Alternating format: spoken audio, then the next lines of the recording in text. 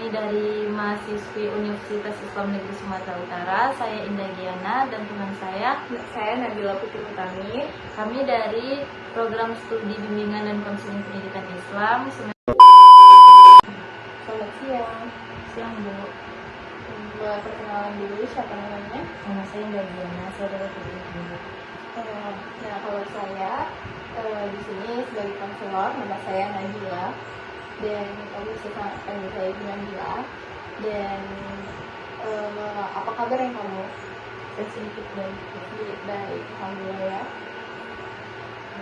Kamu sebelumnya sudah pernah melakukan konseling? Belum Bu. Ini pertama kalinya? Ya Bu, pertama kali. Nah, karena ini kamu pertama kalinya, saya menjelaskan sedikit. Di sini peran kamu itu sebagai klien dan saya sebagai konselor.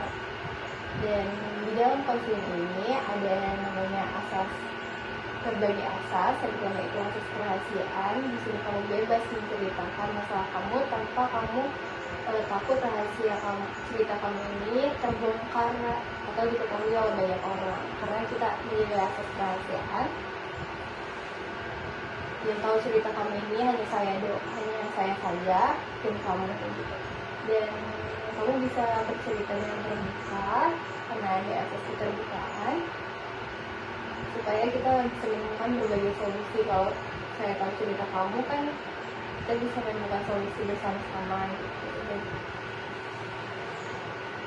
Dan langsung saja ya Indah, kamu coba jelasin gimana kabar kamu, apa yang sedang kamu rasakan. Kabar saya sedikit baik Bu. Saya bingung karena saya takut kalau disuruh maju atau ditanya di kelas dulu. Saya takut salah jawab dan saya takut merasa nanti jadi bodoh gitu. Takut dikira bodoh. dikira bodoh. Nah, oke, jadi kamu merasa takut saat harus berbicara di depan kelas karena kamu takut dianggap bodoh kalau jawaban kamu salah. Seperti itu. Oke. Menurut kamu apa artinya kalau kamu sampai salah jawab?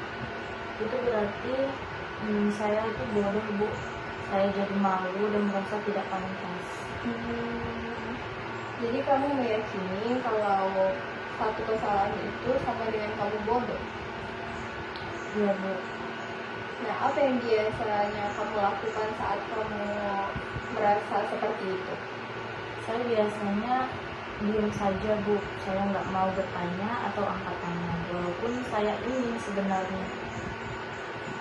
Nah, saat kamu ingin gitu dan kamu tidak berani untuk angkat tangan, apa yang kamu rasakan?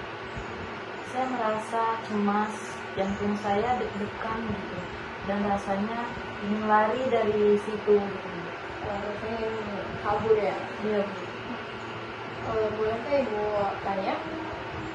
Boleh Bu. Nah, apakah semua orang yang atau teman-teman kamu yang salah jawab itu kamu anggap bodoh? Enggak juga sih Bu. Nah, gimana kalau teman kamu salah jawab? Berarti kamu langsung menganggap, oh dia bodoh gitu? Enggak sih Bu, saya merasa ya wajar aja salah.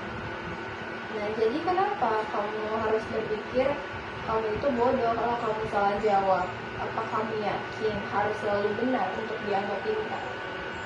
Enggak sih Bu. Nah, kalau kita sepakat kalau setiap orang bisa salah, termasuk kamu dan ibu juga, maka salah itu bukan berarti bodoh kan? Ini Bu, saya paham. Nah, gimana kalau kita mulai mengubah ya pikiran kamu dari kalau saya salah, saya bodoh, itu kan pikiran yang salah, wah itu kan yang irasional. Gimana kalau kita ubah, kalau saya salah itu wajar dan saya tetap berguna, saya tetap berharga. Saya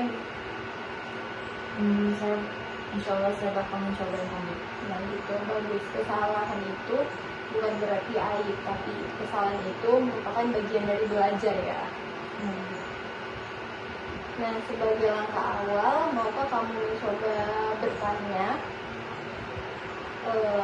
satu hal saat teman kamu sedang presentasi. Setelah itu, kalau kamu bisa mencoba itu, kamu catat bagaimana perasaan kamu dan apa yang terjadi setelah kamu bertanya. Jadi saya akan mencoba hal itu. Bagus sekali. Jangan lupa diingat itu ya, dan dicatat ya.